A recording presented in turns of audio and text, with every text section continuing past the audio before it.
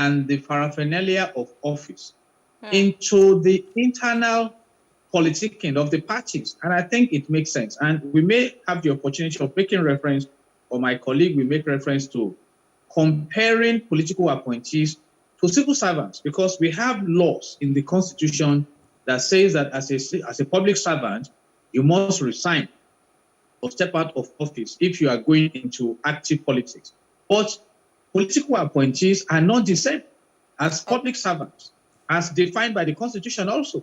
Okay. So here we are now. And I think this provision will sanitize the internal democracy that we need before we even start talking about the general elections.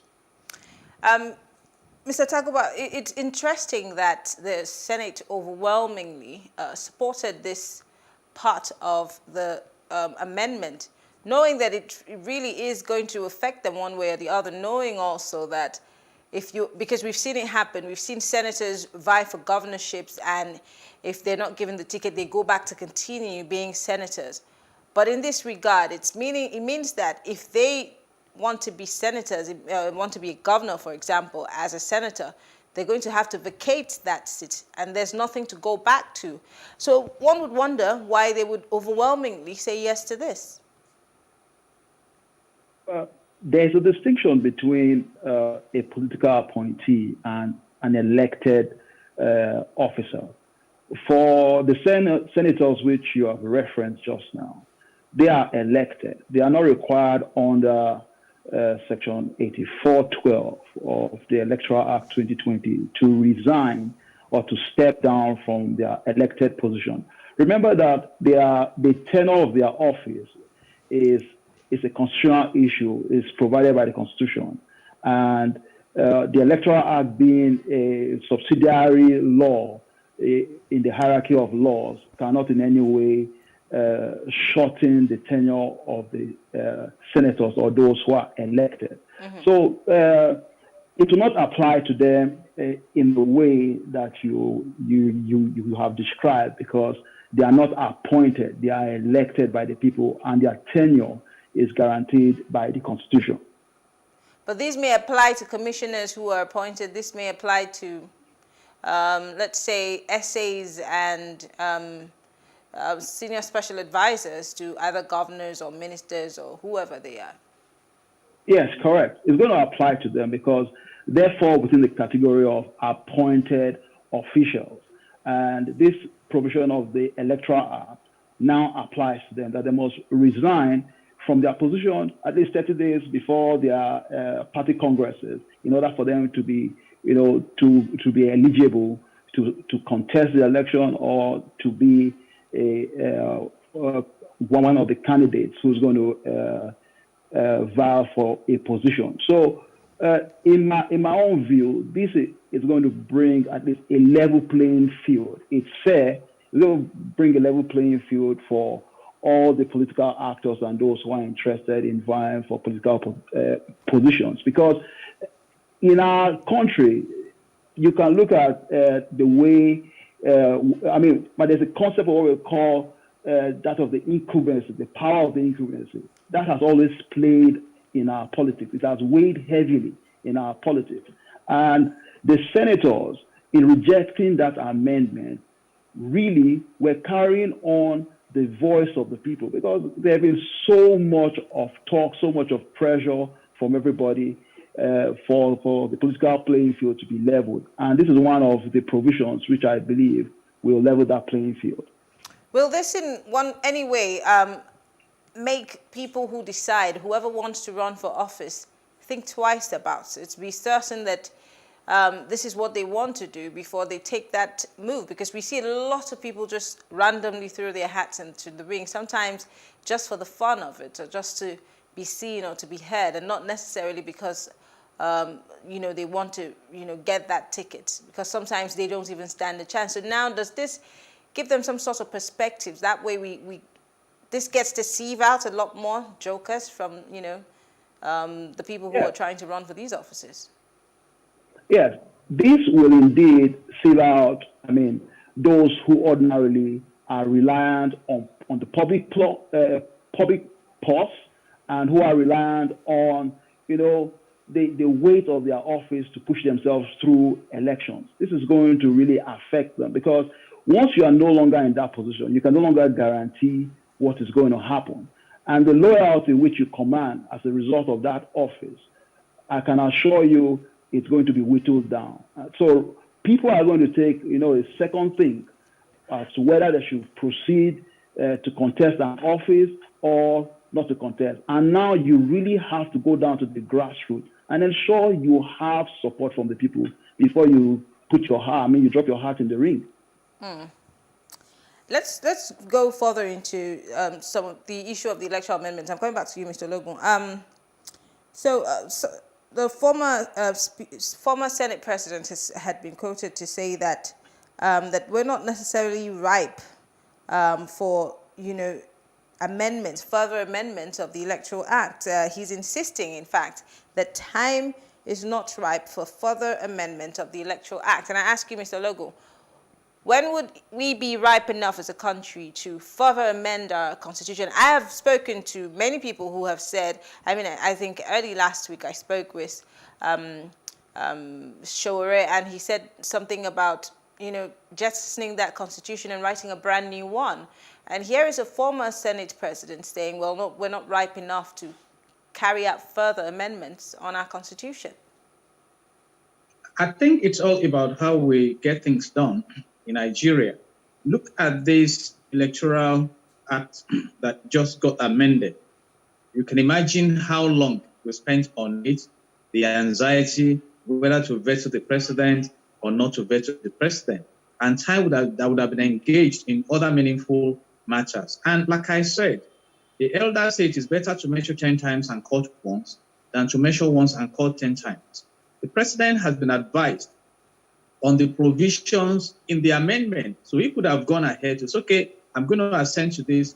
Please, I'm returning it to you. In 3 days, find a way of amending this. But let's bring a background to all this. You will recall that the National Assembly, in their wisdom, recommended that primary election should be through direct primaries to prompt candidates for election. And some governors went as far as lobbying the president himself, the Attorney General of the Federation, to say no, that we are not going to allow direct primaries as the only way of prompting candidates. And it was thrown back that amend. And this time around, National Assembly amended it to include indirect and even consensus candidates, and now brought this new clause. And let me tell you where the mind of the National Assembly may be flowing. Some governors, for instance, may have political appointees for the purpose of sending them ahead during congresses and conventions as their delegates. And that's why you may be asking, why should a governor have 170 senior special assistants and junior assistants? These are the angles that the National Assembly is looking from it. And like my colleague brilliantly mentioned, in Nigeria, you are highly influential when you are in office. But when you step out of office, you may be scampering around for those who even follow you. Look at what happened in Osun State recently, where Aregbesola, a sitting minister at the federal level, went to that state and wanted to scuttle the primaries there. So you can imagine that they all now, so if you know that for you to even be active at the primaries, you need to resign, then you choose between having your cake, eating it, or keeping it in the freezer. Or you cannot hold to this public office as an appointee, not as a public officer. And you now want to go and be tampering with election. It's not saying you cannot be a member of that party. You are still a member. You can vote at the general elections. You are still an active member, but please don't tamper with the internal democracy. And I think, in a way, the lesson to learn from this for politicians is that when you are a political appointee, deliver on good governance. And the works of your hands will speak for you, and you will be bold to resign and go and get involved at the primaries. But when all you rely upon is the status of your office, so when I come as minister, when I come as this, because some names are being mentioned now, you can imagine that it's been insinuated that the Attorney General of the Federation may be interested in becoming governor in his state, and Amechi and the likes of them. So when they use, and when they move around, they have all the siren, all the money of the government. No, it should not be. We need to start sanitizing. And I think we have started a journey now into bringing the concept of good governance into our politicking. And before I step aside on this, let's look at what the Constitution says concerning the extant law that the President made reference to.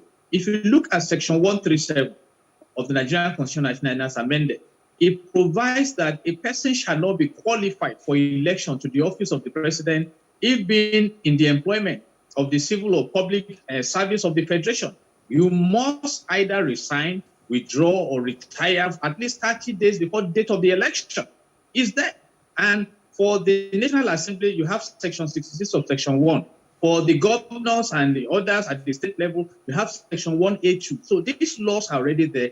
But the distinction now is, okay, if we have this law for civil servants or public officers, what about political appointees? I just asked now.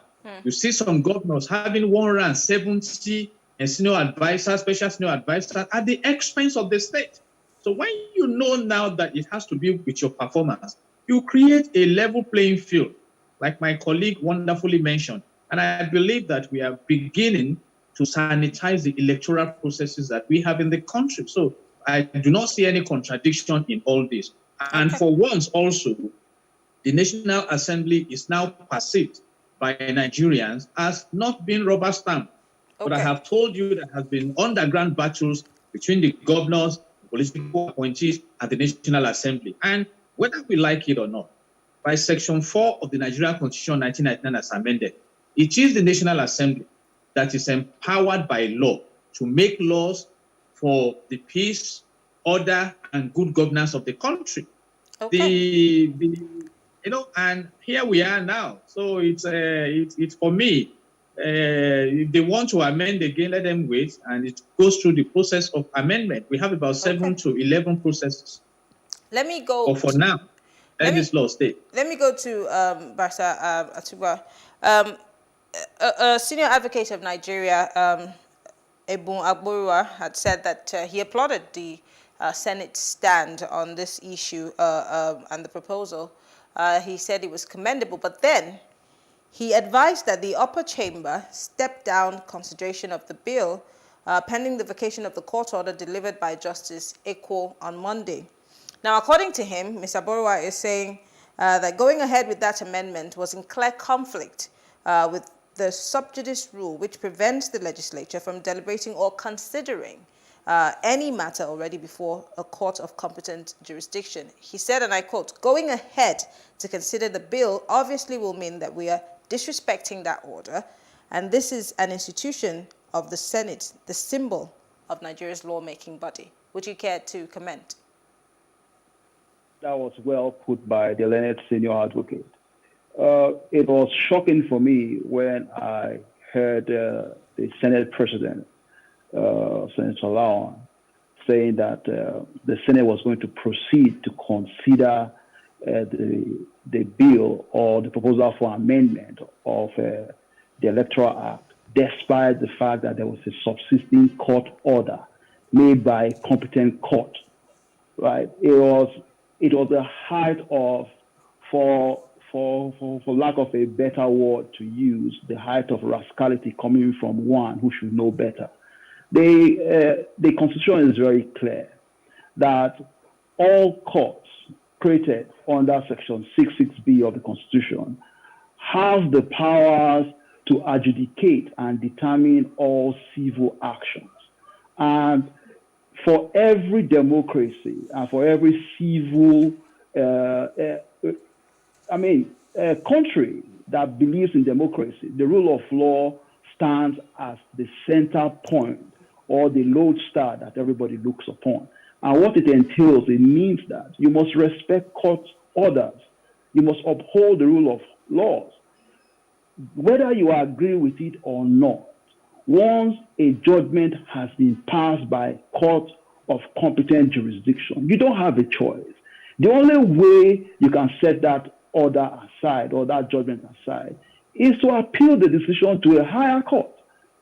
It does not lie in the mouth of the Senate president to say he was not going to obey or consider the pendency of a judgment that has not been set aside. For me, that was shameful, and for someone of his stature who heads the hallowed chamber of the Senate, he should know that once a judgment is passed, he has to obey. He has to stand by it until set aside. Let me push on this issue. It's beautiful, and just like Barrister Logo put it, it's a good step. Everybody's commending it. But then, if we proceed to make this part of the Constitution, we have so many laws in this country, by the way. You know, sometimes we talk about the fact that we need to make more laws. But I always ask, all the laws that have already been made, all the ones that are in the Constitution, how many of these laws have we obeyed in its entirety down to the last letter? So I want to ask the same question as regards this particular one. I mean, we're in campaign season already, and we're getting ready for another election that might be determinant of, you know, what the next 4 years, if not the future of Nigeria, will be going forward. It's one thing to have this law, it's another for it to be obeyed. How easily will we see our lawmakers fall in line in terms of this particular amendment? Are you referring to the amendment, Section 84? Yes. Or which other amendment are you referring to? Section 84. Our lawmakers, quite clearly, like I said earlier, do not necessarily fall under the purview of that section because they are elected officials and their tenure. I'm not talking about the lawmakers. I'm talking about the people who these laws are made for. It's very easy for us to have these laws. We have so many, but then we see a lot of disobedience of these laws. We see it all the time, even for court orders. So how certain are we that this will be followed to the latter? Marianne, these people who fall within the class or within the purview of this section, in my respectful view, don't have a choice. The law is the law. It's unbending, right? And anyone who feels that they have not obeyed the law has the right to approach the forum of the court to decide the legal rights of, an appointee who has contested without resigning his position. And from the look of things and from the intent of that provision, you will see that it is a disqualifying provision. So anyone who refuses to resign risks his win at the polls being set aside. So for me, you can only break yourself against the law. You can't break the law. At the end of the day, you will suffer for it because the law is going to make it, the court is going to make its pronouncement on the issue. Barrister Logo, I asked this question because we all sat here and saw what happened when the president's aide was almost becoming an INEC commissioner. Oh my. Of course, the law frowns at what happened or what was about to happen, but then it did happen. If not that Nigerians had to scream at the top of their voices for that to be stepped down. So this is the reason for my question, but I'd like to hear your thoughts.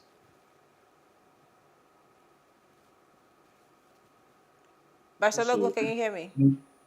Yes, I can. Go ahead. Can you hear me? Yes. Aha.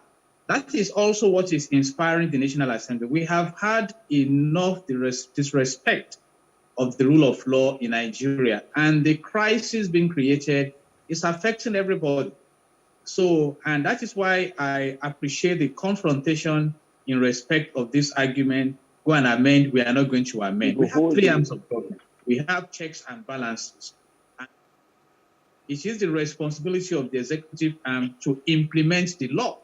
So if there is any political appointee that goes ahead and begins to tamper with the processes at the primary level, it should be called to order. Remove Section 15, subsection 5 of the Nigerian Constitution 1999 as amended stipulates that the state shall abolish corrupt practices. Dr. Logo, are you still here?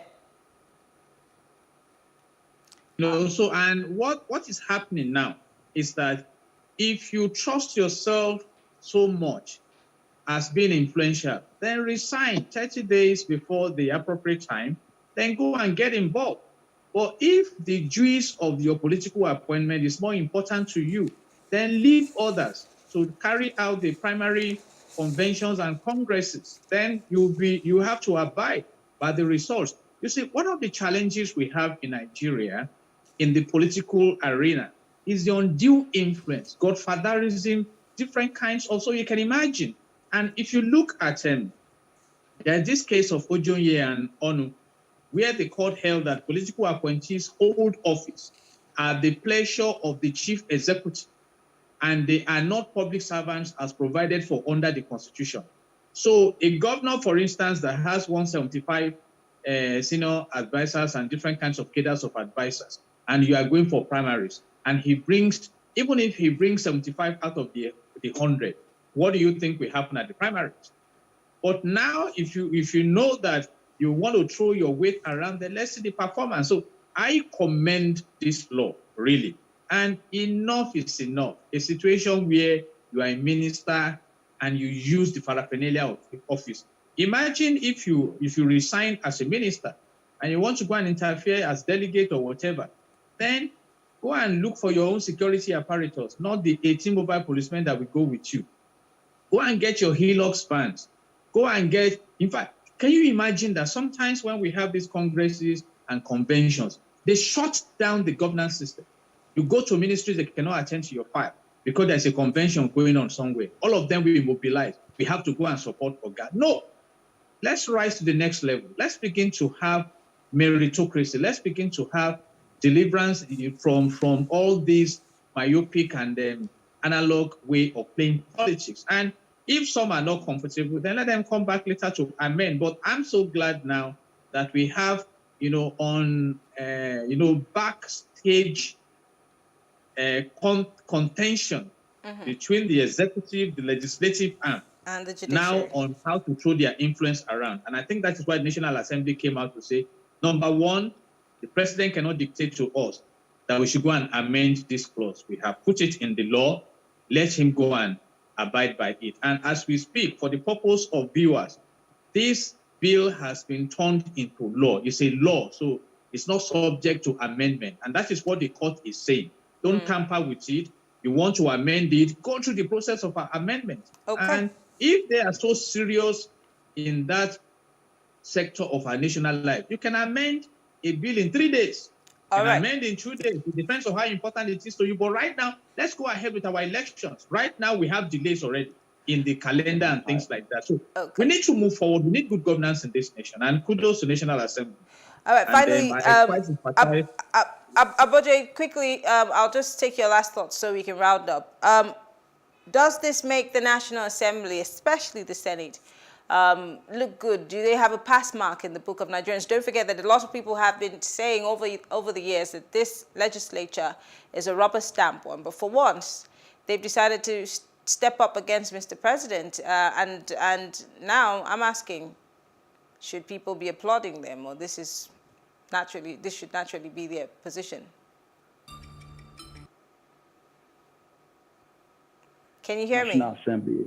Yes, I can hear you. Go ahead. My personal opinion of the National Assembly has always been one that they are just a rubber stamp assembly.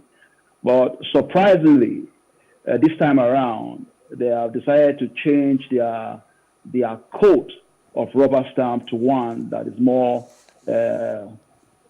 more receptive to the yearnings of those who have elected them. So I will commend them this time around, but I still feel that they have not done enough.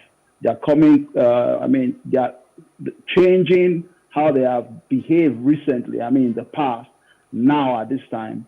It's a little bit too late for me to, shout that we have reached the promised land with regards to their independence.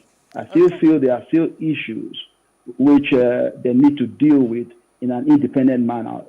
Look at the way that this proposal to amend the bill was rejected.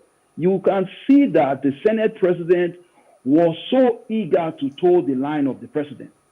He did everything on that day to ensure that the yes will take the day. But unfortunately for him, the nays had the day.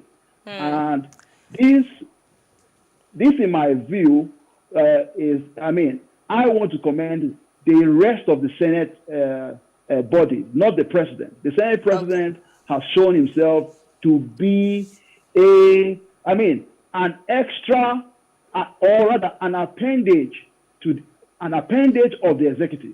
So I will not commend the Senate president, but all other members of the Senate, they have my kudos on this.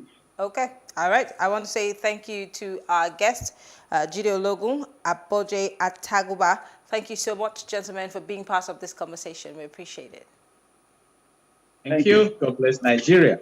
All right. Well, thank you all for staying with us. We'll take a short break now. When we come back, we will be discussing the leadership crisis within the APC and what their plans on zoning might be. Stay with us.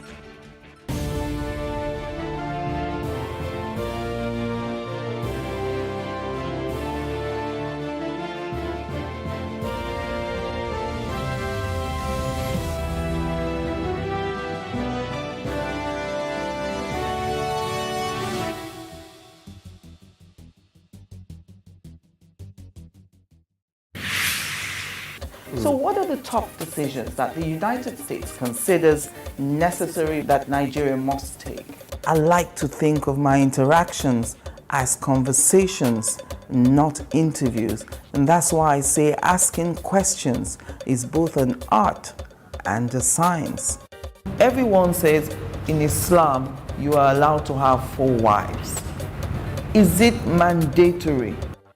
The right question enables answers that educate, inform, clarify, and help you, the viewer, to better understand the issue before making up your mind. Our goal is to reduce from 10 to 2 days the time it takes to register businesses in Nigeria. Join me every week on this station, PlusTvAfrica, and gain exclusive access to my conversations. I'm Angela Ajetumobi. Nigeria's Niger Delta region, from where the black gold fuels Africa's largest economy, where the lines between wealth and poverty has never been thinner. Conflicts, poverty, insecurity, and environmental challenges daily confront the region. How can the Niger Delta story be changed for the better? Join Mamude Akuga at 9 p.m. every Friday evening on PlusTvAfrica as he probes deep in search of solutions. Inside the Niger Delta with Mamude Akuga, the authentic voice of Nigeria's oil-rich region.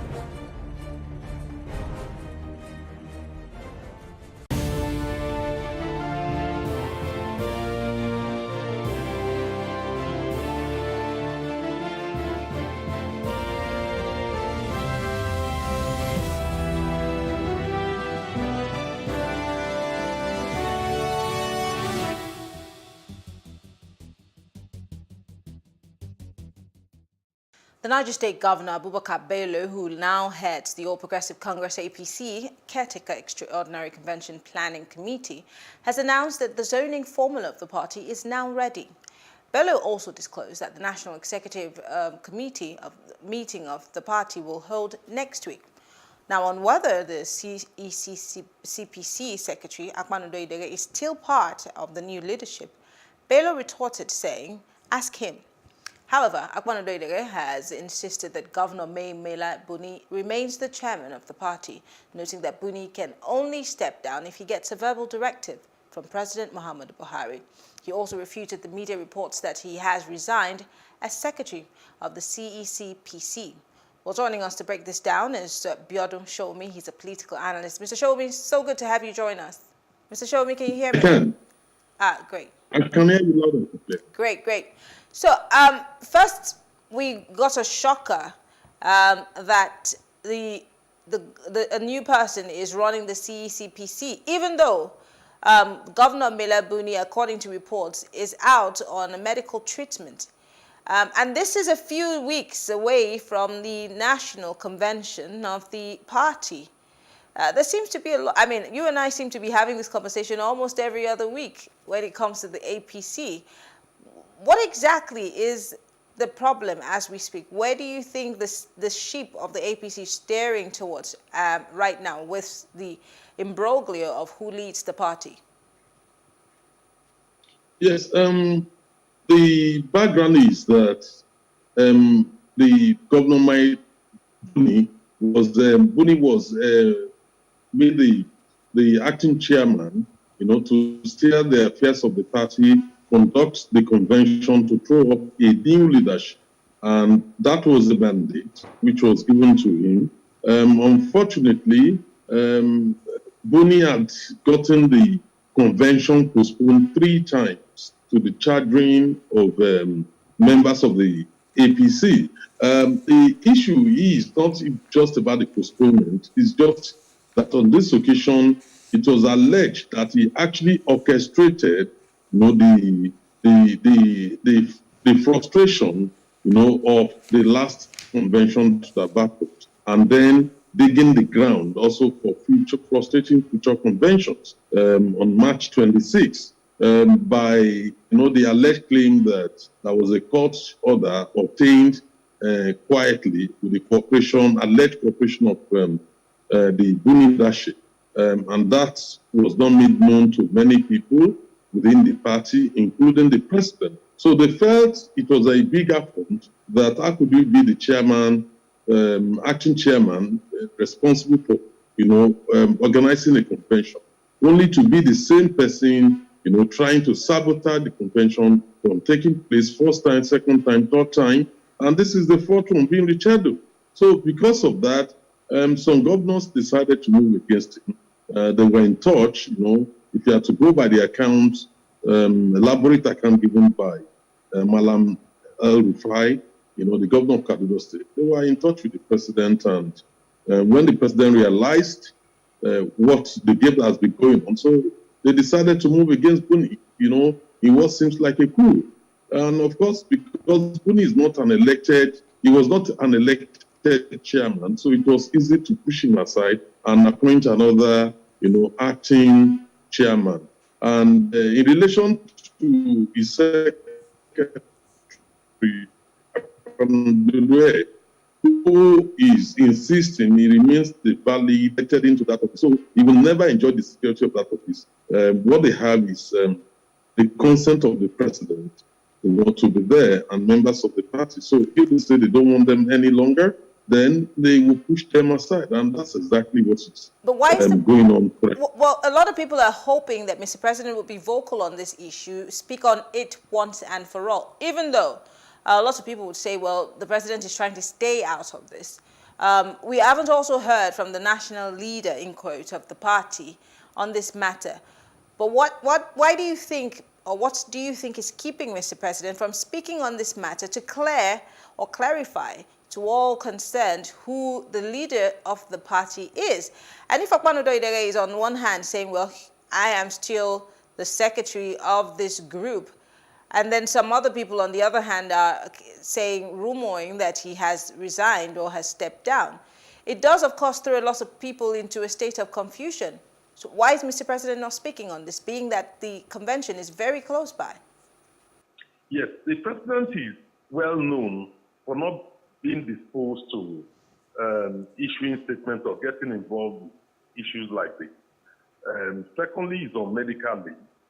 If you look at his antecedents, when there was a problem with John Oyegun, the president kept quiet for a long time until when Oyegun was forced out of office. Then we had the Oshiomhole case. Again, he did not get involved until when Oshiomhole was eventually, removed. And I think it's in character of the president not to get involved in issues like these and allow things to play itself out. And that's exactly what is going on within the party. And I think he has the same style, management style in administering the country. Major national issues is not even to, expressing its views in public. And I think this is exactly what's going on the APC crisis. Now let's talk about the naysayers, or those who are watching from the outside. Senator Dino Melaye wrote on his social media, he somewhat celebrated the death of the APC. He wrote more like an obituary for the APC because of what is happening within the APC. In essence, what he was saying is that the APC is gradually grinding to a stop. Do you share the sentiments of the senator? Well, that's Dino Melai's viewpoint, which may not be shared by many. The fact of the matter is, which political party in Nigeria is not a potential candidate, for terminal illness? Because they are all afflicted one way or the other. Whether it's PDP has major, huge problems. They have zoning in their party constitution, but they don't want to zone it. And that is leading to a major crisis within the PDP on its own. So also APC has its own internal leadership crisis, which is what they're trying to work through. The rest political parties are neither here nor there. You hardly know whether they are even alive. I mean, we live in a country where we have many political parties who hardly, will score 1% in any election. Are those parties alive? So basically, which party is not terminally ill in Nigeria? I don't know. But the fact of the matter is, I think the APC is trying to resolve their crisis the best way possible. If you look at what they're doing currently, rather than allowing Buni to scuttle the next election and the next convention, they decided to move, get him out of the place and put in somebody, Governor Bello, with a mandate to organize the convention. Otherwise, there'd be a crisis if they shift it again on March 26th. And that is not what they want. That's not what the party wants. And that's why they have to move against Buni. It's all fine and well. I mean, from what you've said, this is done, or this is being done in the best interest of the party. But who's to say that someone's not going to pull the joker card just before the eve of the convention? We saw that happen with the Kano State APC, which led to another, spanner in the wheels. Who's to say that there will not be another joker card pulled just before the convention? Because I keep asking, is this particular date sacrosanct? Well, there's a possibility that the judgment already obtained by a member of the party may surface, with a view to scuttle the March 26th convention. But whether that will succeed or not depends on the leadership of the party. If the leadership of the party is determined, to go ahead, basically, there's little the court can do, because what they simply need to do is approach another court to obtain another order. Unfortunately, our judiciary is being tossed left, right, and center like a football. But there's not little or nothing anybody can do.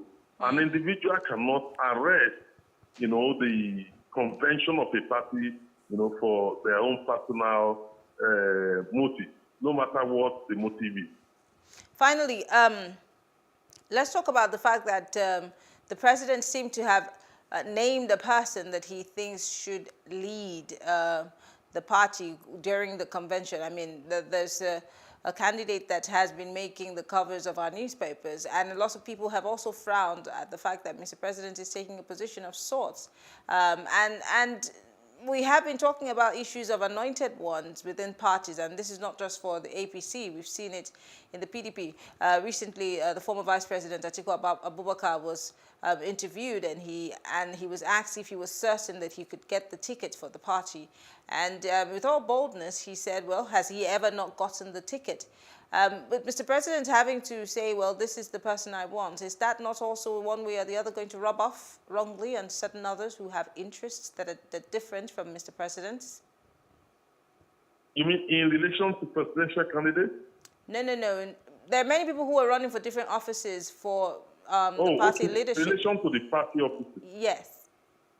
Yes, the president will certainly have a view on who should be particularly the chairman of the party. But we should not forget what they've done in APC currently. What they simply try to do now is to resolve all the problems up front. what they've done, what we call lateral zoning. The lateral zoning is about, dividing the country into two constituencies, that is the north and the south. And all the offices currently occupied by the north will now be moved to the south. All the offices in the south will be moved to the north. And then from there, you now have the micro zoning, within each constituency to now zone those posts to different areas. So they are trying to resolve it in a representative way and in a way that would lead to less conflict. That is what they're doing, with lateral zoning currently. So given that, Mr. President will certainly have an interest in who succeeds Governor Bello, as the chairman of the party. But I doubt whether he will show with so much influence in relation to other offices within the party. I think those ones will be left, for other party shifting, to have some input. All right. Well, what happens on Convention Day remains to be seen. I want to say thank you. Biodun Shomi is a political analyst, and we appreciate you for your thoughts. All right. Thank you. Well, thank you all for staying with us. In November 2021, it was reported that Nigeria had improved on the World Health Organization's ranking of health systems. Today, we round up the show with Nigerians giving their opinion on Nigeria's health system. All that is on Street Views. I am Mary Anacom, thanking you for watching. Plus Politics returns tomorrow as we give you a bumper package and talk for development. Good evening.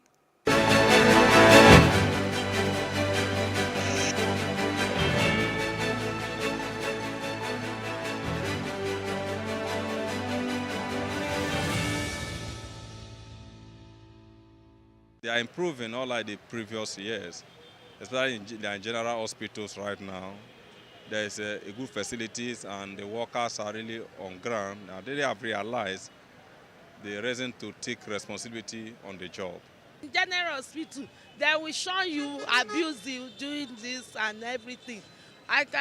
Maybe government should help us to do the healthcare. I will like it. Everybody will like it. Basically, well, I think they are trying for now, but I think there are lots of work to be done. Like we still have dilapidated hospitals that are not really working efficiently, and but basically for now, it's still on maybe 50% of 100. In a scale of 100, maybe 50% thereabout. Relatively, if you look at the healthcare system in Nigeria, I think to me, I would, if I'm rating it, I'll probably rate it 70% in terms of percentage. That's because there are some infrastructures we have in other well-developed countries that we don't have in Nigeria. And that's one of the things I feel government should look into. I think there's still a lot need to be done because I've been in the different hospitals, and especially the government hospitals. There are a lot of things that need to be done because especially the staffs they have, the Nigerian public hospitals, they need to do a lot of things to correct their mode of talking to their patients.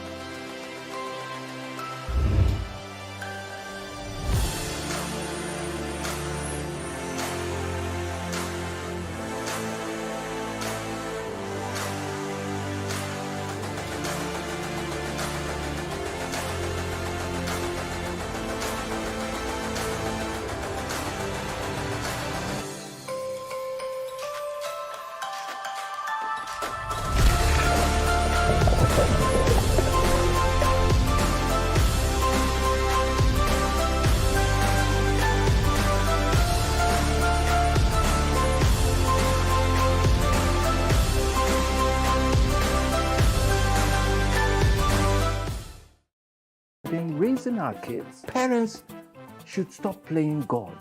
The internet is actually using the people. But when you are looking for money to help other people, then it becomes easy. Don't rush into marriage. I always say this. You rush in, you rush out. Family is the bedrock of every society and the essence of life. On Today with John and Helen, we dig deep into family values in every sense of the word. Join us every Saturday at 9:15 a.m. on PlusTvAfrica, DSTV channel 408. With you, we play a part in strengthening the values passed from generation to generation.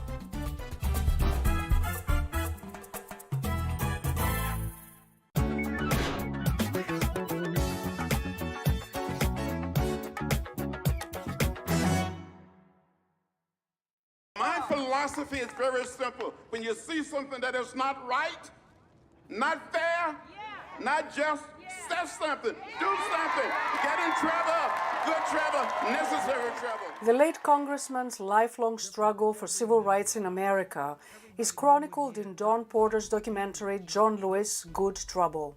We're marching today to dramatize to the world that hundreds and thousands of Negro citizens denied the right to vote. Using rare archival footage, the documentary highlights Lewis's more than 60 years of social activism. In 1963, he was one of the organizers of the March on Washington.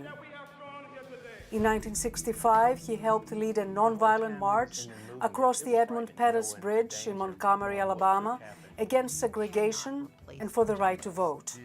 There, armed Alabama police attacked the peaceful demonstrators, including Lewis, in a day that became known as Bloody Sunday. I was hit in the head. My knees went from under me. I thought I was going to down the bridge.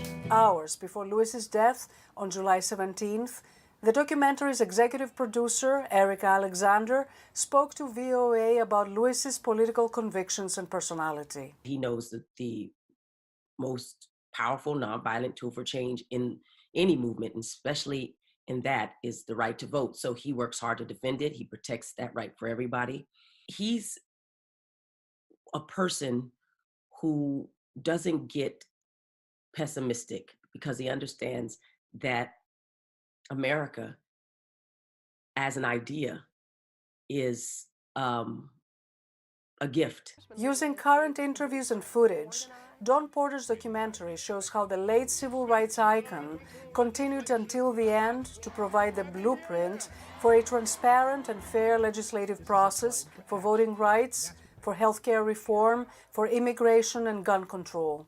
You cannot replace a John Lewis. He's the most courageous person I ever met. Too many people struggled and died to make it possible for every American to exercise their right to vote. He challenges the conscience of the Congress. During the 2014 screening of Ava DuVernay's biopic, Selma, on the Selma to Montgomery marches, Lewis spoke to VOA about the power of peaceful resistance. We were willing to be beaten, willing to be jailed, willing to suffer to gain the right to participate in the democratic process. We literally put our bodies on the line. And Selma have changed America forever.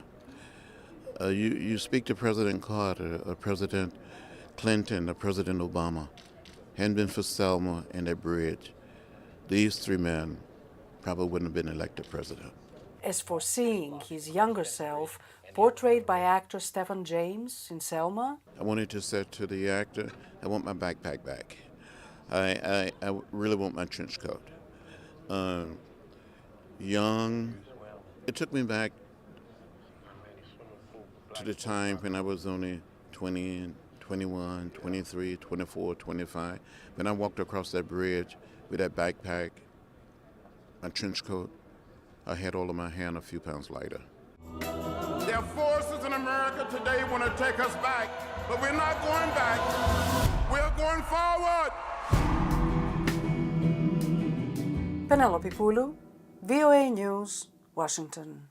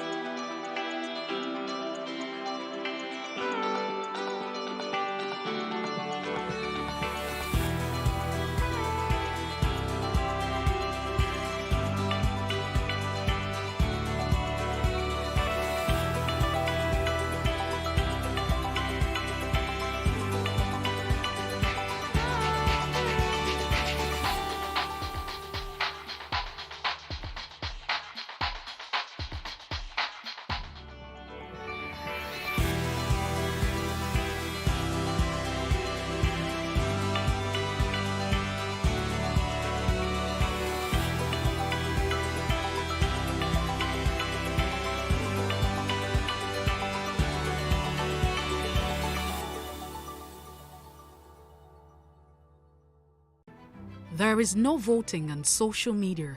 To vote, you would require a permanent voter's card. To get your PVC, visit cvr.inecnigeria.org. Create your account with a valid email address and start the registration process. An activation link will be sent to you. Click on the link and activate your account. Fill out the form, pick and submit a convenient date and time for your biometrics. Print the application slip, which should have your QR code. On the appointed date, go to the nearest INEC office for your biometric capturing. Thereafter, you will get a registration slip to pick your permanent voter's card when ready. Get your PVC today. This message is from PlusTvAfrica. Nigeria, by extension, Africa, is faced with a lot of challenges. The growing youth population with little engagement, that is a ticking time bomb. We are a blessed people with diverse culture and highly cerebral minds who have a lot to say. And yes, we are talking. It is important we drive the right conversation that informs, inspires, influences thoughts and action. If we say there's beauty in our diversity, then let us embrace our diverse culture. We must continue to courageously be the voice of transformation as we are the hope for the future. Yesterday's conversations shape today. What are you saying to shape your tomorrow? We know you have a lot to say, and we are here to hear you.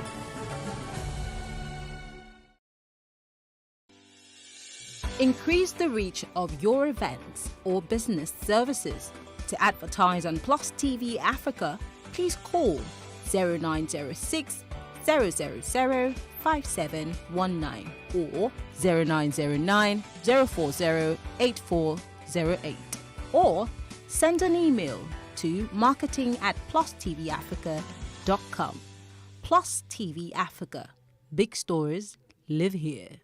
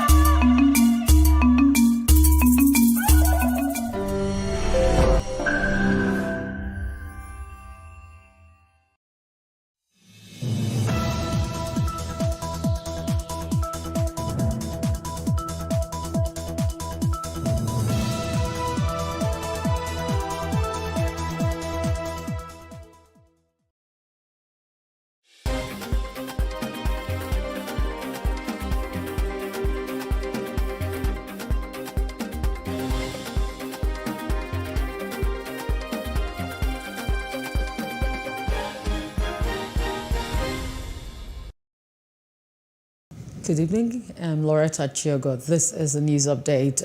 Yaba Magistrates Court in Lagos has remanded the embattled driver of the bus rapid transit BRT, Nice Andrew, for 30 days in Kirikiri prison. Nice was arrested in connection with the murder of a passenger, Oluwabamiche Anyonwole. Magistrate O.A. Salawu held that he was remanded pending legal advice from the Lagos State Directorate of Public Prosecution. The defendant, whose plea was not taken by the court, was charged with conspiracy, murder, rape, and misconduct with regards to corpses. The difference between the proceedings of today and an arraignment under charge is to the fact that the police came to obtain an order for remand. An order for remand is to so say, we have exhausted the time within which the Constitution gives us to keep anybody in custody, But we want more time to keep him in custody, and then we will continue our investigation. And the investigation is so wide. You know, we have called already for the arrest of the top directors of Lagos Bus Services Limited. Those elements need to spend some time in police custody to answer some deep questions as to their disposition to this matter. So those are the issues. So there's no charge as of now. The management of the Lagos Bus Services Limited (LBSL) has expressed its heartfelt condolences with the family of Oluwabamise Anyawole, who was found dead. The 22-year-old lady who went missing in transit while on board a BRT had sent an SOS video recording of herself to a friend when she sensed danger on the BRT. In a statement signed by its managing director, Idowu Oguntono, LBSL acknowledged the emotional trauma of the deceased family at this time. They condemned the inhumane act in its entirety.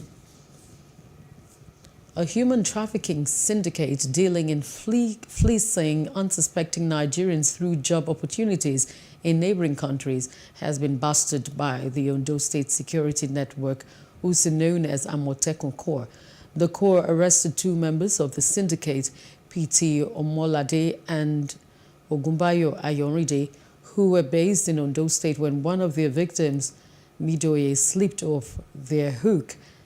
According to the commander of Amotekun Corps, Akogun Adetunji Adeleye, the syndicate was said to have picked a 16-year-old girl to a joint where they took turns to rape her. Them are involved in destruction of government assets. Some of them are involved in stealing. And we were able to move about 30 in the last 1 week to the correctional centers. They are still trying to penetrate where they take them to in Cotonou. So the ones we have now, we have only 2 of their senior coordinators. They call them coordinators. So these are the people that have actually gone deep, especially in Okitipupa local government and in larger local government of Ondo State. But according to our source, who actually visited where they were camped, we learned that well over 100 Nigerians are inside those buildings. And a new Olubadan of Ibadan, Oba Lekan Balogun, has been enthroned and his staff of office handed over to him by the governor of Oyo State, Seyi Makinde. The coronation ceremony was held in Ibadan, the Oyo State capital, earlier today. The ceremony was graced by Vice President Yemi Osinbajo and former Vice President Atiku Abubakar. Other dignitaries in attendance were Governor Kayode Fayemi of Ekiti State, Governor Dapo Abiodun of Ogun State, Deputy Governor of Osun, Benedict Alabi, and Lucky Aiyedatiwa, the Deputy Governor of Ondo State. Traditional rulers and Ambassador of the Republic of China to Nigeria, Kui Juncheng, among others, graced the occasion.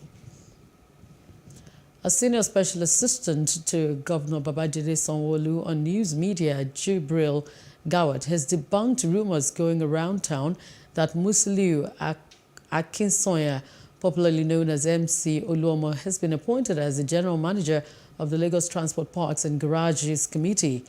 Recall that the national body of the union had suspended its Lagos State chairman, Musiliu Akinsoya, also known as MC Oluomo, following weeks of protracted conflict and leadership tussle. Tech Women Nigeria Alumni Group has issued certificates to 10 young women after 6 weeks of mentorship. The program, which is in partnership with the United States Consulate, is to encourage Nigerian women and girls to pursue studies and careers in science and technology. Jacinta Obioku reports. In the spirit of International Women's Day, these young people are being celebrated having gone through a 6-week training in the field of technology. The U.S. government says such program will advance equality across sub-Saharan Africa, promote opportunities for women, and efforts to prevent and respond to gender-based violence. This is exactly what we want to see. We make an investment because we believe in our partnership with Nigeria. You know, tech is this is not an easy industry. We know you have the brains, we know you have the motivation, and now what you need is the tenacity. It is an opportunity for us today to say and stand strong, to say that these young adults that are coming up, we are ready to help. The event also captured the presentation of certificates to the 10 mentees. This has been a worthwhile experience, a very good one. I'm happy we did this. This is the first edition, and we look forward to scaling this to bring in more women, bring in more entrepreneurs, bring in more people who are looking forward to professions and career in technology to be able to get mentored, because mentorship goes a long way. Mentorship is literally standing on the shoulder of giants. When we just use that word technology, it becomes very vast. It becomes like something that is very difficult. But believe me honestly, technology starts from, you know, the little that you do, even with your phone. How well do you know your phone? This is Nigerian women in tech giving back to young women, future leaders in tech. And we couldn't be more proud of all of them, and we're so proud to be able to support them. The mentees expressed their excitement to be enrolled and positioned to change the narrative in the male-dominated industry. It was amazing, and they made us understand that being into the tech field is not far-fetched. It's not based on you knowing how to code, because most of the things are not just coding. So you can be into tech without the knowledge of coding. I don't know how to code, and I'm in tech now. Tech is something that I can do, and every girl and every woman that looks forward to, you know, having a career in technology can actually come in and also break the bias on that part. I've learned so many things that I know that on this my career path, there's no way I'm going to falter because of the foundation that Tech Women has built for me. The mentees will further use their contacts, network and knowledge to advance in their professions. Jacinta Obiuku, Plus TV News. Nigerians continue to call for the improvement of healthcare delivery. That's on Street Views.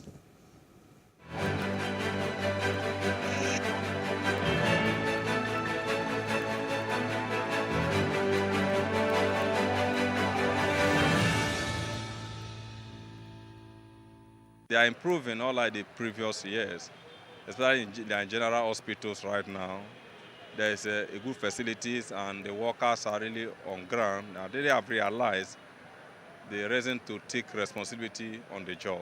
In general hospital, they will show you abuse you doing this and everything. Maybe government should help us to do the healthcare. I will like it. Everybody will like it. Basically, well, I think they are trying for now, but I think there are lots of work to be done. Like we still have dilapidated hospitals that are not really working efficiently, and but basically for now, it's still on maybe 50% of 100. In a scale of 100, maybe 50% thereabout. Relatively, if you look at the healthcare system in Nigeria, I think to me, I would, if I'm rating it, I'll probably rate it 70% in terms of percentage. And that's because there are some infrastructures we have in other well-developed countries that we don't have in Nigeria.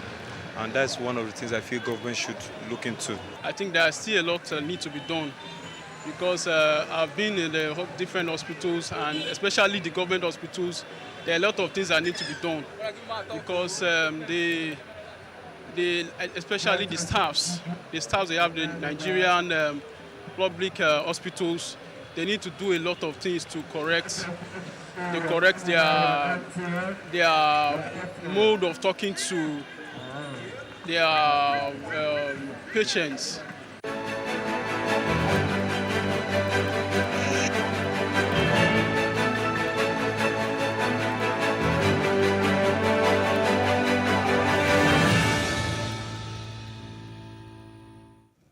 And away from Nigeria to other parts of Africa, the UN, EU and the United States have appealed for calm as tensions escalate between Libya's two executives. The appeal follows an announcement made by the former Interior Minister Fathi Bachaga that he would be heading to the capital.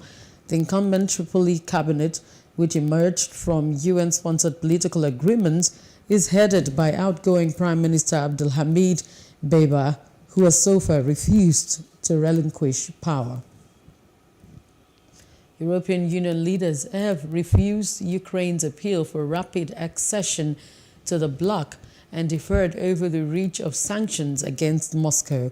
Croatia Prime Minister Andrej Plenković said nobody entered the European Union overnight as talks among the 27 national leaders ended.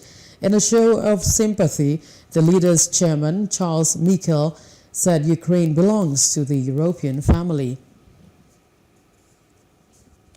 And in business news, the president and chief executive officer of Dangote Group, Aliko Dangote, has asked the federal government to place a ban on the exportation of maize.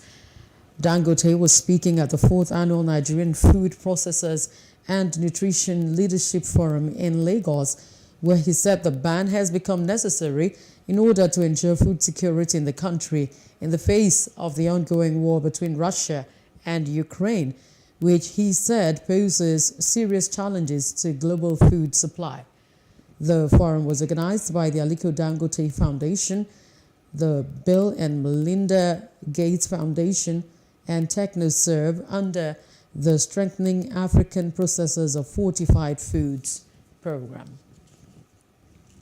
In entertainment news, Nollywood actress Kemi Afolabi has opened up on her incurable ailment, revealing that she was diagnosed with lupus.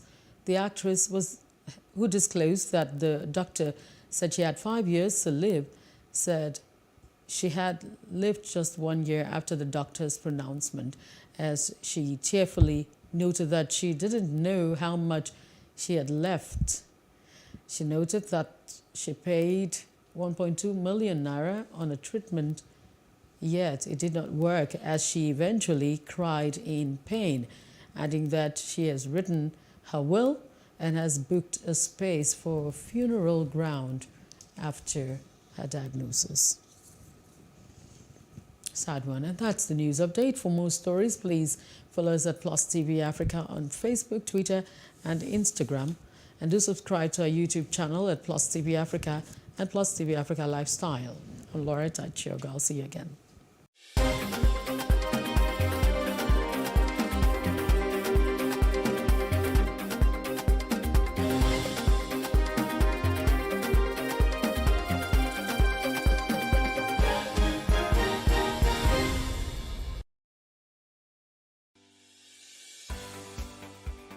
Businesses in Africa can be very challenging. In Nigeria, it is particularly intimidating, and successful builders have learned how to navigate a hostile environment to unlock opportunities. But one major challenge businesses face is how to filter through the noise and identify where their ideal customers exist. Get insight and practical steps from industry players and captains of industries. Hear success stories to help you make informed decisions as you scale your business in Nigeria. Watch Business Insights at this time on PlusTvAfrica.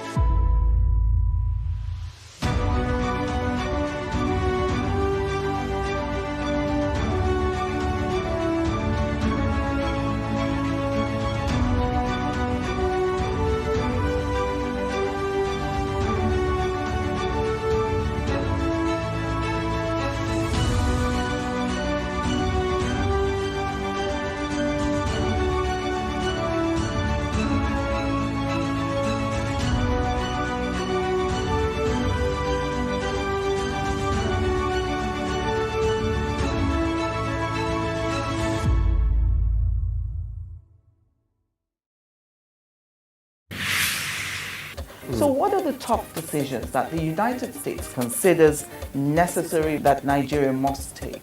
I like to think of my interactions as conversations, not interviews.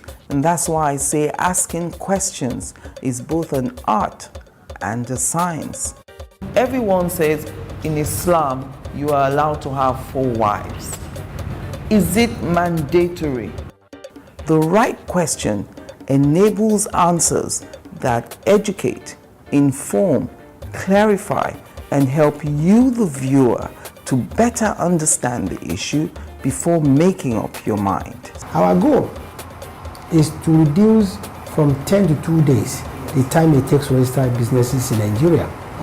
Join me every week on this station, PlusTvAfrica, and gain exclusive access to my conversations. I'm Angela Ajetumobi.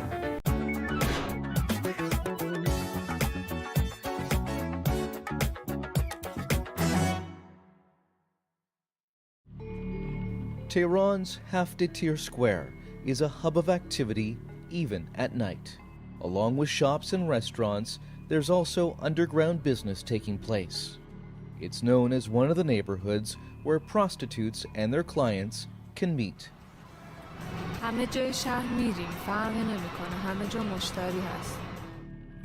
In Iran's religiously conservative society, prostitution is not only illegal, even discussing it in the media is taboo.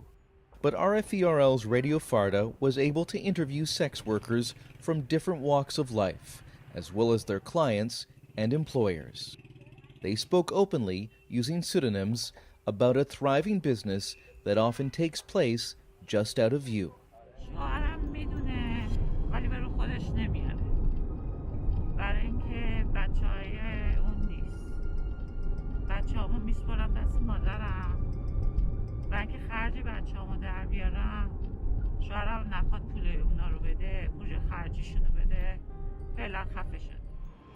Studies by independent researchers have found that around 50% of Iranian sex workers are married. Many are university students or still in secondary school. And an Iranian welfare organization found that girls as young as 12 work in the sex trade. But crackdowns by the police are rare, according to Pari, who works as a so-called auntie, arranging business for other women.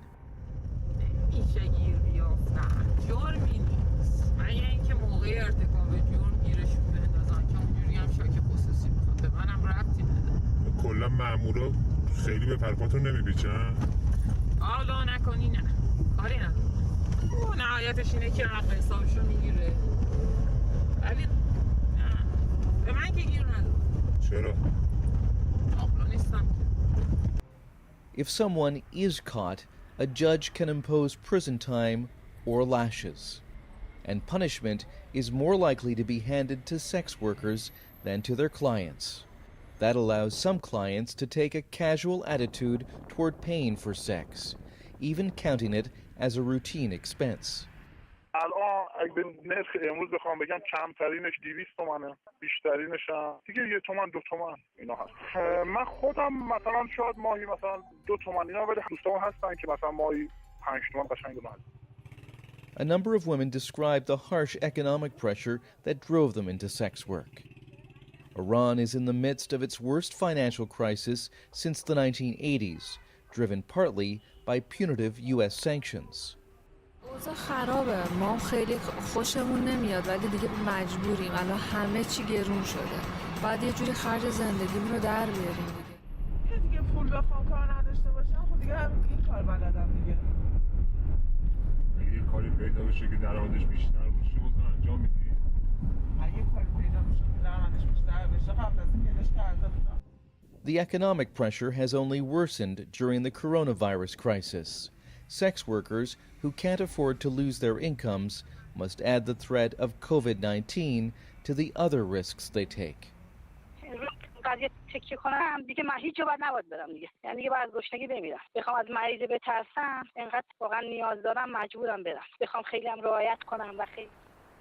Some women also spoke about being coerced into sex work, even by family members.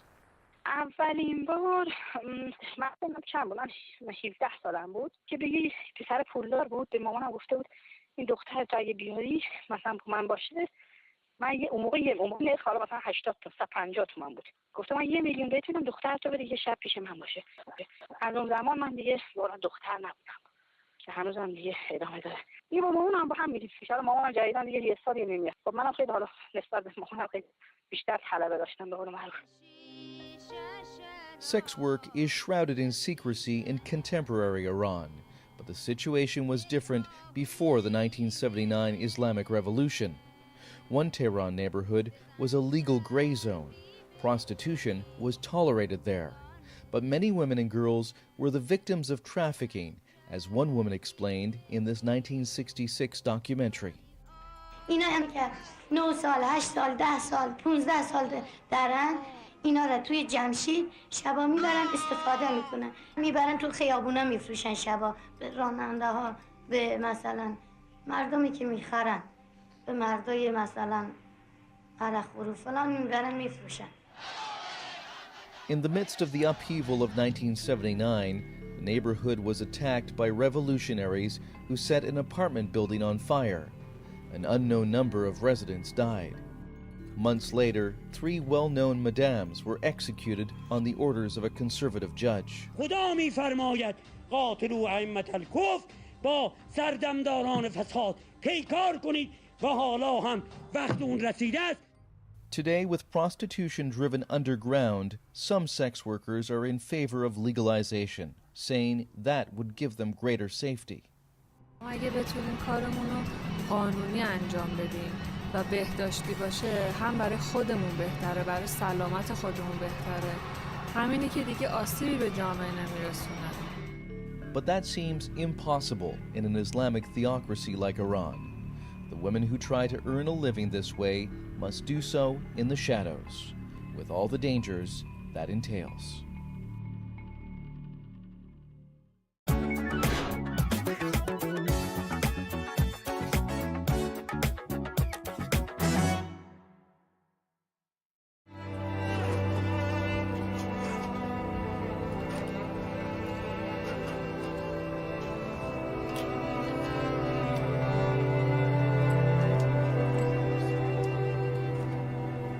Year-old Boba Guy went from selling firewood and paper to becoming a wife so she could settle her mother's debt.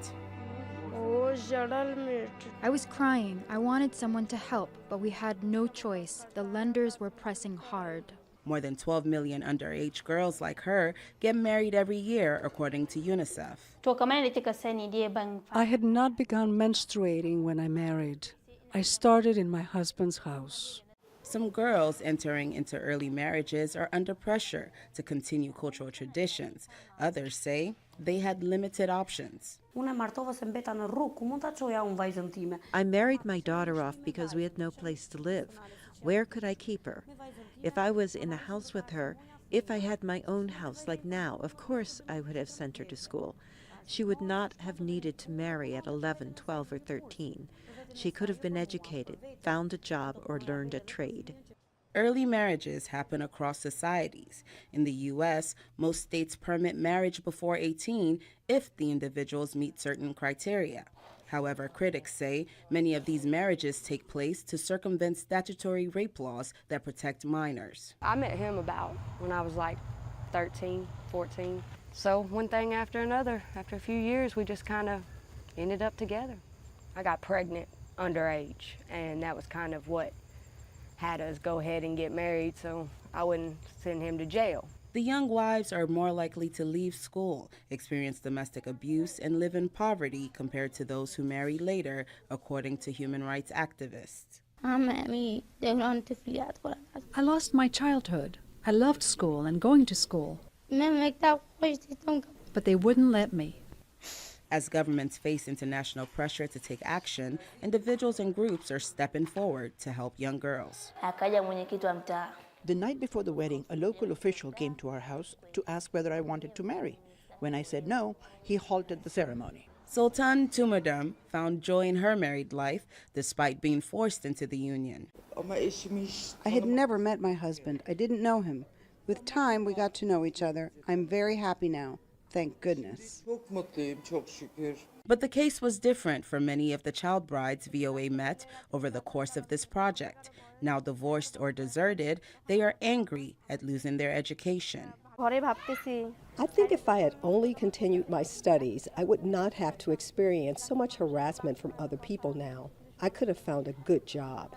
Now mothers themselves, they say they regret their stolen childhoods. and add they never want to see their children married young. I am now fighting for my children so they don't end up like me. Someone has to fight for them. The United Nations is trying to eliminate the practice by 2030. Jesus Amelni, VOA News.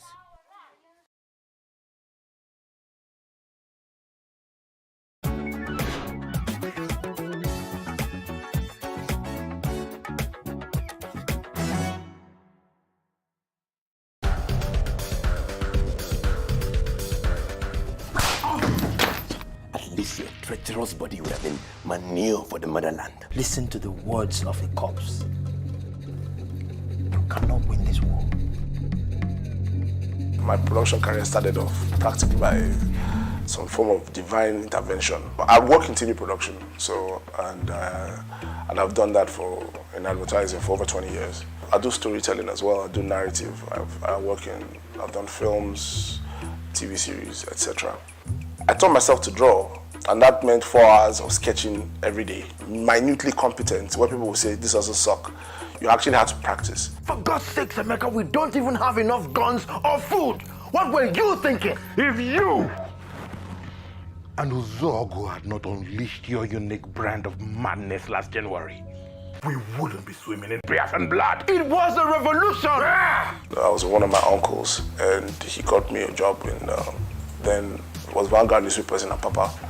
And I got to meet all my heroes because in those days, I knew every cartoonist of every Nigerian publication by name because I would always look for the signature. Advertising was obviously the way to go. English then, if you're doing English, you're either going to be a teacher or something. I was like, no, this is a cool industry. This industry is really cool. It's really being paid to be creative. I was sent around the agency to learn every aspect of advertising. And when I got to TV production, the then head of TV production of ESO and you, then Mr. Greg Odutayo, said to me, okay, I want him. So he just made a request. There are many highlights. I've won awards for films I've made, TV series I've done. But let me just jump forward. The most recent thing I've done I'm extremely proud of is being one of the 3 directors on MTV Sugar, Niger. Then you have to learn. So when I came into production, I was always asking questions. So I was on a quest to know why this visual image was better than this visual image. And that got me into studying and learning about production. It helps to be always focused on what will make you win. It's a very healthy sense of motivating yourself to always get things right. Make sure your work is up to standard. It resembles anything else across any other platform across the world. The second thing is it must have your identity. It must have your strong cultural identity.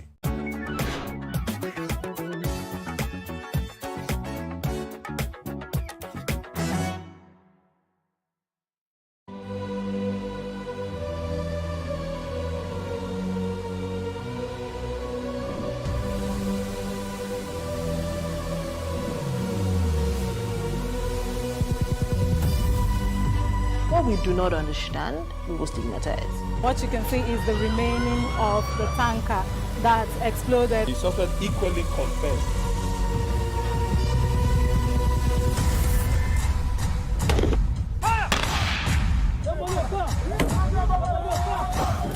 A 500 naira they collect them. If you don't talk, then go beat you. Now 2,500 they pay.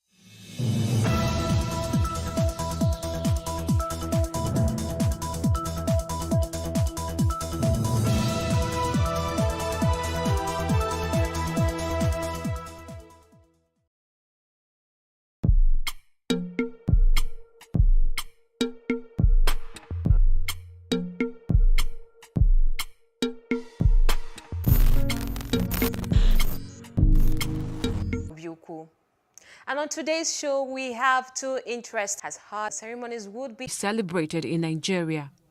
These are the 12 finalists. There are categories of Science and Sustainability Awards, Culture and Creative Awards, Social Action Awards, also business and innovation awards. We help young people. Awards presentation to the winners. And the winner in this category is Oluwafemi Adiola Adedigbe.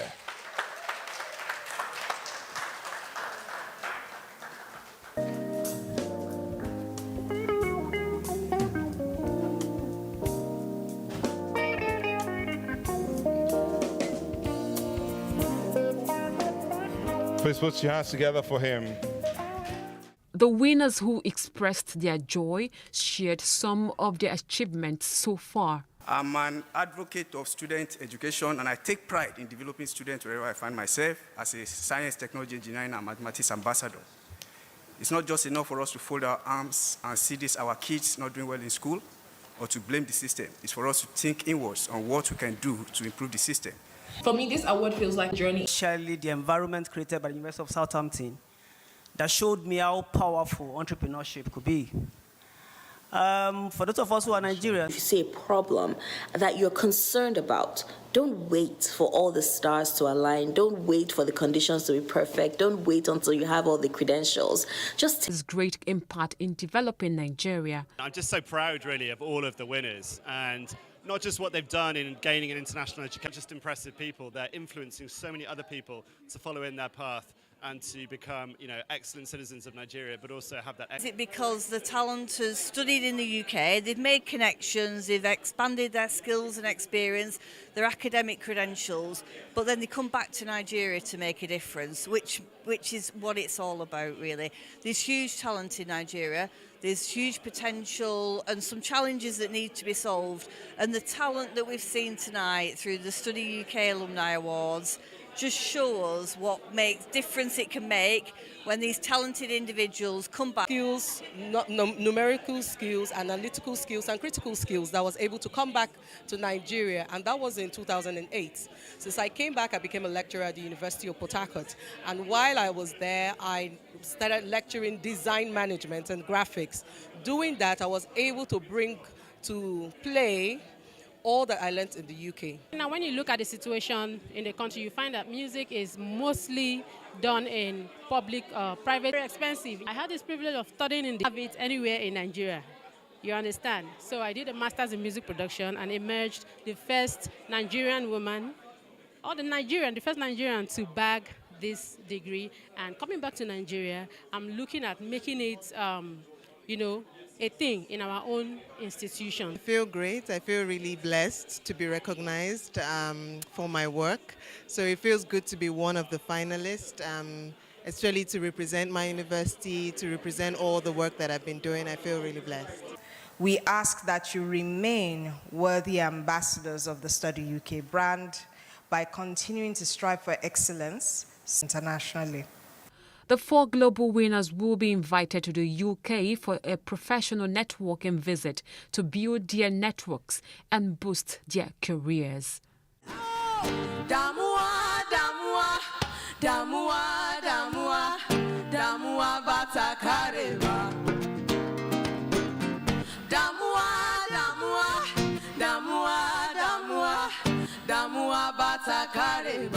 Sure you enjoyed that. So our next interesting event is where the Federal Government Girls College Abuloma Old Girls Association Lagos chapter organized a 3 days on the road from Abuloma conference to help the women create a workable structure that will attain success, as it's important for women to learn about money, how to make it, keep it, and invest it.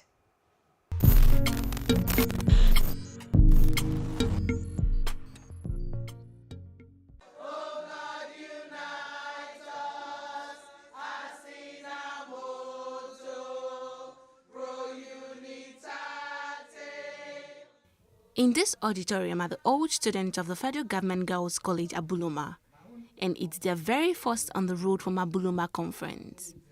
This maiden edition is focused on the financial literacy, with the aim to enable women design a game plan towards protecting their financial future. The theme for this conference is finding our balance, building a structure, step, as long as you know what and where you're going to. As we build a structure for sustainable wealth for ourselves, we have to build to go beyond ourselves and impact our world. And we can. So on the road from Abuloma, what we must do is empower ourselves, get that balanced financial independence, have fun, and impact our universe. How? We'll get the lessons and then just do it. Face the fear and do it anyway. Still addressing the matter on how women can build finance for their family, the guest speaker Shola Adesakin, who has over 20 years of experience as a chartered accountant, listed out major skills on having a sustainable wealth. You cannot rise above what you think about money. You know why a lot of people feel exasperated by money issues? Mindset. You see money as something that is, hey, I cannot be rich. Money is only a representation of value. Value ideally should be about money. It is called A Happy Pocket Full of Money by Cameron G. Candy. Brilliant book. It will show you that beyond the action, there is the right mindset that attracts money to you. You see, they say that as a man, I tell myself something. You can't conquer what you can't confront. So it's about understanding me. What are my limits? What can I actually do? And when I ask myself, what can I do? And how can I do it? I understand it. I fight. There's some that I'll just walk away. From time to time, it's seasonal. So you can ask me, what's having it all today? And I'll tell you that, man, I just want to pay my daughters. So it's something that we have to be honest about. I'm very, very frank when it comes, because I meet women every day, and you will see this woman, I'm like, there's a woman that we work with, her business, her turnover, annually on her own, without anybody's help, is 900 and something million naira annually. I'm like, that is all when it comes to financial employment can, do the same thing. Make the woman, to find that balance. As a woman, what do we do? But I'm also a business owner. I'm also listened to be in the room, to take a seat. About the conference, they shared how the conference is very impactful. This is the maiden conference, and to be frank, it's up to the standard I expected. And there's really a lot to take home from this conference, especially the women. They've been preaching a lot about women finding their feet in the society, and this is like a bedrock for us to come together and actually know what to do as women. Not necessarily that we're old girls of Abuloma, but also it's helping us to find our fitting in ourselves, our businesses, in all that we do, and also to be an impact to the society in general. Of course, it's like a financial literacy program for us women. And as the first speaker said, society. Some speakers at the event encouraged the women to always seek to solve problems, avoid dream killers, and carry as little as enjoyed events on this episode of Plus Events. Remember, if you want to showcase your events to the world, Plus TV Events is the place for you. Subscribe to our YouTube channel at PlusTvAfrica Lifestyle. I'm Jacinta Obiugo. Please stay safe.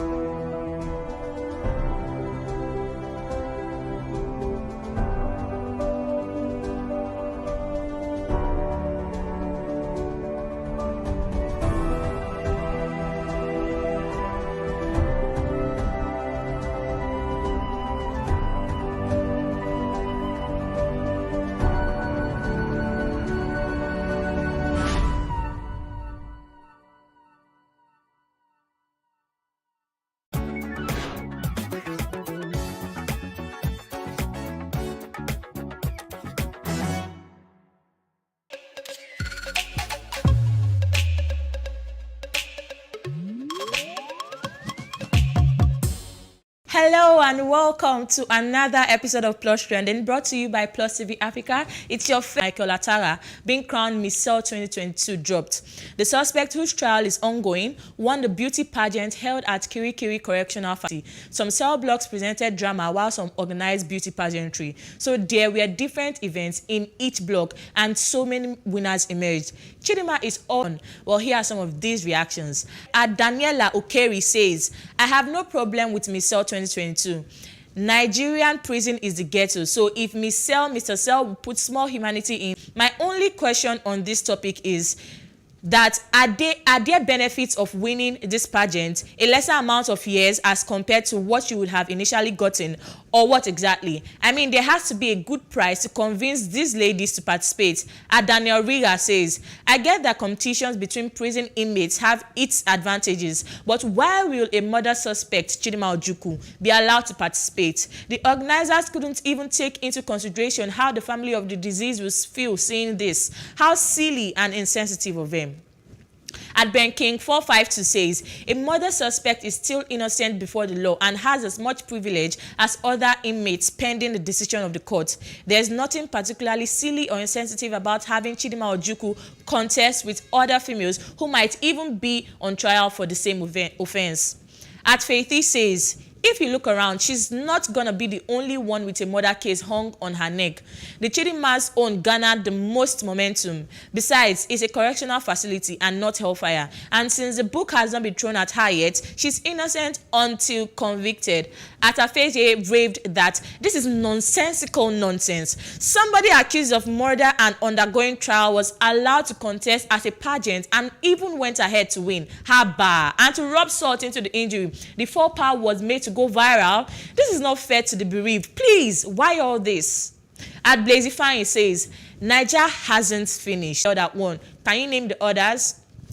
Personally, I have just one question. If she hasn't been convicted, why is she participating in activities like one who has already...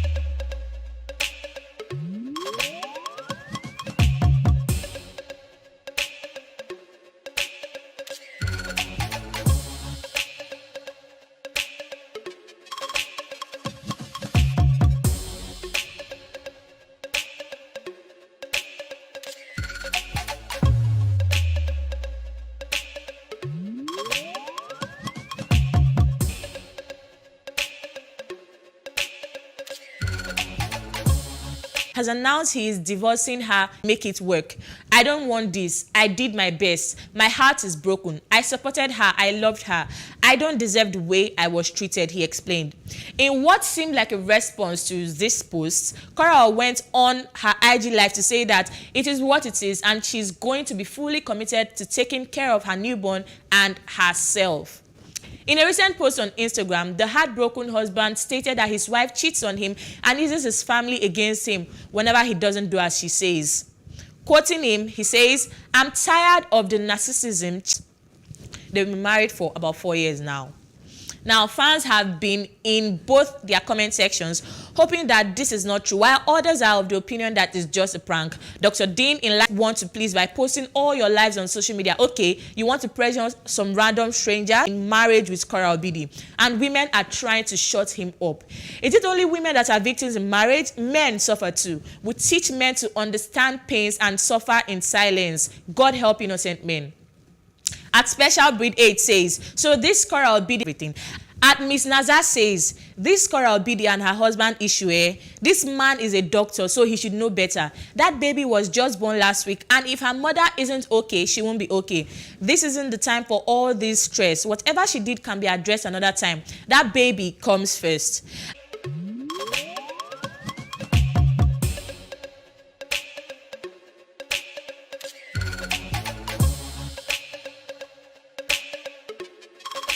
Do you think the Dean family is joking about the divorce? I want to hear all about it, so please drop your opinions on this topic using the hashtag #PlusTrending or send us a message on WhatsApp.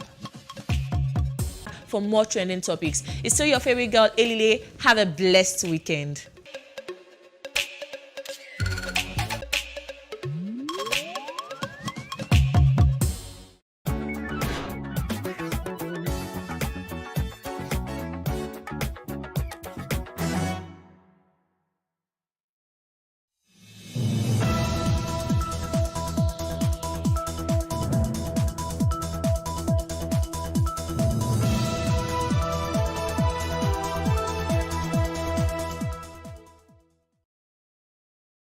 Show where we break down the concept of business to its Adanijo. She is the co-founder of Naveen Healthcare Limited, Lagos, Nigeria, with experience Chevron Hospital, Lagos, to mention but a few. Her passion for preventive cardiology led her to convene the Naveen Healthcare 10,000 Hearts Project in order to help individuals detect, protect, and correct cardiovascular diseases. Skilled in cardiovascular diagnostic procedures and treatment, she also has a diploma in leadership and management from the University of Washington, USA. She launched the... Well, thanks for coming on the show today. But so before we start to talk about the business side, and can you just give us the definition or what preventive cardiology means? Okay, so cardiology is simply the care of... Okay, so for... focus on but that you say, okay, this is a technology. Like there's almost nothing you would do now that you don't even need technology for. Oh, they host there's parties there's nothing to be able to read the test. But these days, a patient is just fantastic. Wow. Okay. So on a scale of 1 to 10 in Nigeria, where are we? What's our growth rate? Well, I'm it's not 0, well. and it's not 1. Okay. So we're moving. Okay. She's able to see things from the other side. Now, we all know in Nigeria there's a drain of professionals, factual doctors. You can't go today. He can't do what I can do because of the years of experience. So, earn better. So, you know, I'm working 3 shifts. I'm doing 3 people's work, quote unquote, and I'm being paid less than what, you know, my mates earn out of the country. The person may have applied for a visa, they didn't grant it. You know, so they kind of take it out on the patient, which again I say is not fair, and that's not an excuse. But you know, sometimes you have to go around the hospital looking in the public sector. Kind of treatment. And you know, I remember telling a colleague that this should actually be in our curriculum, because there are so many things we don't know about talking to. Instead of at a patient, there's a difference. You don't talk at people, you talk to people, you know. Even your tone of voice, your body language. I learned all that because I decided to go and learn. Now, I agree with you. There's some things that we need to add to our curriculum. Apart